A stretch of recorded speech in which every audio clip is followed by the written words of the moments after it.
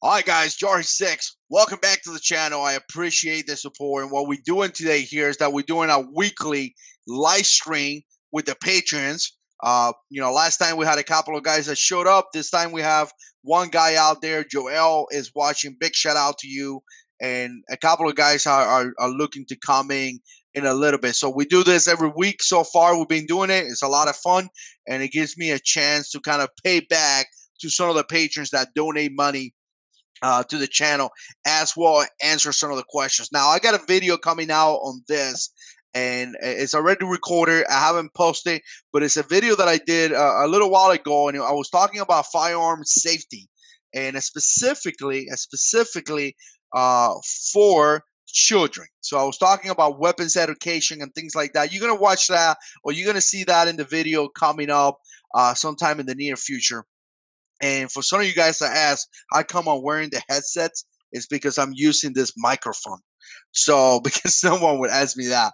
But again, I was talking about firearm safety, and I was talking about some of the things that I believe is critical when it comes down to firearm. And essentially it is the fact that we need to educate our children, right? But along with that, I think having a good self-defense plan is critical as well, right? That's what we talk about. That's what we're always talking about here. That's the things that we've been talking about here for years. Not only guns, but more like the mindset. How do you think about this? I really, really hate to see guys that constantly talk about just guns and depend their life on a gun. I mean, sincerely, that's not the way. That's not the way to do it. It's not just about I have a Glock. It's not just about I have an AK and I'm going to be safe. It's the mindset. It's what you think about it. It's how you act, how you behave, your physical fitness.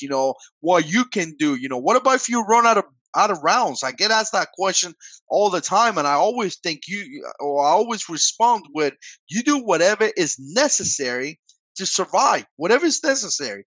That may include fighting with your hands, that may include kicking, punching, that may include whatever, but ultimately you are a weapon. You are the person that is going to stay alive, and I mean the chances of you staying alive is going to be up to what you do, how you conduct yourself, and how much you fight. It's just not the gun, you know and I swear I need to start writing a script. I need to start writing points so I don't forget things. I just come here sometimes and I wing it. I just share things that are in my brain, right? Herb Vergara asked this question. He says, some of the things that I do on Patreon is that I post pictures, and I posted a picture of me and the wife and the kids, and we went to a place here in Palm Coast called it's called Princess Place, and it's a really amazing. If you're close to this area, amazing park.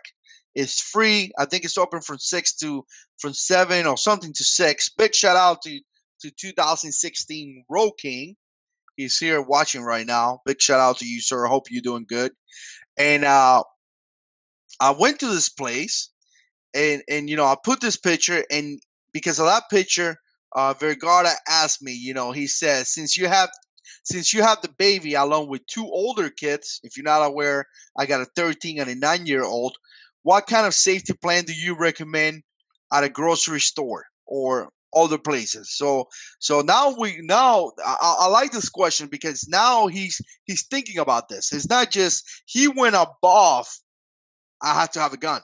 Now he's thinking about, what do we need to do? What kind of safety plan we have for a store? Being a Walmart, maybe a Target, maybe you're going to a school, whatever, a place like that. He continued to say, God forbid there's an active shooter. Man, I mean, that has to be a horrible situation. And at one point, for some of you guys out there, at one point, I found myself in a possibility of an active shooter when I was in Jacksonville, North Carolina. I was notified that there was a possible suspicious person at a school where my kids were. And I got to tell you guys, my oldest kid was there. I got to tell you, it was scary. I ran into that place. I got in the car. I told my wife, "Let's go." We went there. We showed up there. There were parents outside. The school was in breakdown. I may talk about that in a different video, but I got to tell you, ultimately there was this person didn't do anything, right? It was just a suspicious person, but I could have not. I mean, it was such a difficult time, unbelievable difficult, and it was scary because a lot of times people ask, "Were you scared in combat?" Of course, I was scared. Those guys that tell you, "Oh, this is scary," I'm a killer. Yeah, but I was scared. It was some situations where I was not only scared for my life, but for my life of my friends. When you hit a car bomb, when you hit an IED, when your squad gets attacked by enemy, there's a lot of factors that are going to happen, and it's okay to be scared sometimes. It's truly okay, as long as you push forward. You push forward. That's what you got to do, guys. You got to push forward. So he's thinking about here, he's thinking about the safety, your safety plan. He continued to talk about his comment right here. And he said his older boys knows to look for available access and walk into the place. But what about the taller grocery cart? Okay, so here's the deal. And I'm going to put the comment right here for you guys to say. But essentially, he's saying that, you know what? He knows, the older kid knows what he's going to be doing. But what about the little kid? The little kid may be in a car. Uh, do you keep them on the car, or do you take him out of the restraint? All right, so let's talk about this. And here's the deal. This is such a difficult situation to be in. Obviously, everything is going to dictate so many aspects of the situation. First of all, I'm glad you had that conversation with your kid, with your older kids. He knows that if something bad happened, he needs to, and you tell him, hey, go away or separate yourself from that threat. He knows what to do. You had that conversation. I actually had that conversation with my kid the other day, just recently, at the recording of this video, maybe a week ago. I was talking to him because of the shootout that we had at a school, right? Where the crazy dude killed his girlfriend, wife, whatever, killed a kid. I was talking to my kid about that. So I kind of going to give you a couple of things that I think, and again, I'm just thinking about this. And essentially, first of all, I think the best way to survive an attack is not to get yourself in that attack. The best way to survive a shootout is don't get yourself in a shootout, right? So I like the fact that you say, you know what, if there's an available exit, leave. I like that. And that's something that I would recommend you to do. If you could go away from the bad guy, go away from the bad guy. Now, some people would think that it is your responsibility to protect other people and things like that. You could get into a lot of debate when it comes to this conversation. But me personally, I think that my first responsibility is my family. So I'm going to do whatever I have to do to protect my family. That's just going to be first of all. If I have the opportunity to take down the threat, if I have the opportunity to do something to help people, I'm going to do it because I truly believe that God will want me to do that. But first of all, initially, my first responsibility is to take care of my family. If I'm there by myself, maybe a little bit different. But in this case, you're talking about your kids and stuff like that. So I would try to go away from I would definitely try to go away from the threat as fast as I can. So if you have a kid inside the car, shopping car, I would take him and run. That's what I would do. Now, at the same time, I will be very, very careful where I run to because in the past I've seen guys running to the bathroom. There's no exit point from the bathroom. So I'll be really careful. I understand that people are going to be running like crazy. Bullets are flying over you and all that good stuff, but I'll be really careful where I'm running to. So I would definitely take my distance. I would definitely create that distance between me and the bad guy. So I will grab my family and move fast towards the first exit point that I can see. So regarding the older boy, in this conversation that we're having here, I would try not to separate your family because once your older boy goes away, again, you lose control. You're losing control. Now I'm assuming that you have a firearm. That firearm is not only going to give you the protection, but it's also going to give you an opportunity, a chance. Without the gun, you have no chance. I mean, unless you're a black degree, ninja master, without the gun, you have no chance. So you need to have the gun. And without the gun, your kids may not have a chance neither. So I essentially would try to have your family as close as you can, and I will find the first opportunity, which it makes sense, right? To run away.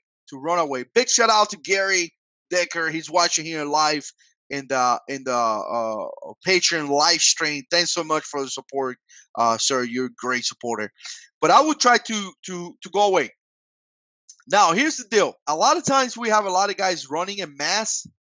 I try to stay away from the mass too. One of the things that active shooters are looking for is for mass casualties. They're trying to kill as many people as they can. That's what they're doing. An active shooter is trying to make a point. He's not there to kill a guy and that's it. If every day people are getting killed. Every single day people die. But they don't show. I mean, they don't come out on national TV. I mean, you may hear in your TV or your local news, but you're not going to hear that everywhere. So again, they're looking to kill as many people as they can in order to terrorize people. I hate when people say, "Oh, they don't call it what it is." When a person goes into a place and kill a bunch of people, make it to national TV, gets to the point where the entire community, the entire country is suffering over this. That's just being a terrorist. That's not just an active shooter killed 5 guys. No, he terrorized the city. He terrorized the state. That's why he did. So again, so I will be really, really, really careful with mass of people. So again, try to go away from people. Really do. Try to go away. Find the first exit that you can. Run away. Have your family close to you because you have a gun, and that gun is going to give you an opportunity to stay alive. No doubt about that. That gun is going to be critical for the game. I kind of feel that if my kid goes away, I may lose control of him. But at the same, so I wouldn't want to divide my family. I wouldn't want to do that. I really wouldn't want to do that. But at the same time, you're gonna have to call the calls, man. In the Marine Corps, we try so many things. We learn so many tactics. We learn so many drills. Excuse me. We learn so many things. But ultimately, sometimes everything goes wrong, and we have to readjust and continue with what makes sense. So you're gonna have to make a decision right there. If you see the bad guy coming this direction and you have an opportunity to throw your kid through a window and he could run away from the threat, that's what you got to do, brother. That's really what you got to do. But this is a conversation here, and what I really like out of your comment is that you already have a safety plan. You're already talking. You're already conversating. You're already having a conversation about this. I really think that having the family together in the plan is critical. I really do. A lot of times, I understand, some spouses, maybe a wife, maybe a husband, a lot of times they don't want to be part of the safety plans because they may not like guns. The passion that you have may not be the passion that your wife has, and that makes sense. God created the man and the woman different. And the other way, not to put it that way completely, in the other way, I've seen girls that likes to enjoy shooting and guys that don't. I've seen comments here in the channel where ladies say that too. But I think agreeing as a family is critical. Me and my wife, one of the best things that we have is that we agree. I remember when the baby was born. When the baby was born, the wife got. A lot of people get really serious about concealed carry, and a lot of people, when kids come into the picture, a lot of times people kind of like take guns out of the picture. Well, I got a kid, and having a gun could be really dangerous to the baby. And what about if my wife went kind of like the opposite way, which was great to me. My wife is like, I have a kid. I need to be more serious about my carrying a gun. Now that again, my wife is pretty serious about this topic. Trust me. I mean, she does fantastic, but she got one step above. She was like, I need to get really, really serious about this topic or about this issue because I don't want some crazy dude doing something to my baby and I don't have a way to protect myself. Again, that gun gives you a chance. That's what it does. It doesn't mean you're gonna make it. The bad guy has a gun too. He could kill you very, very easy.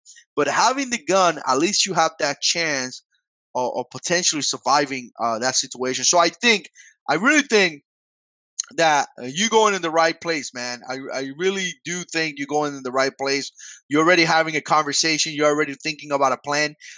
You're already thinking about all these things. One thing that I would recommend you, and I did this in the military, is that a lot of times we wrote our plan down. We actually wrote it down.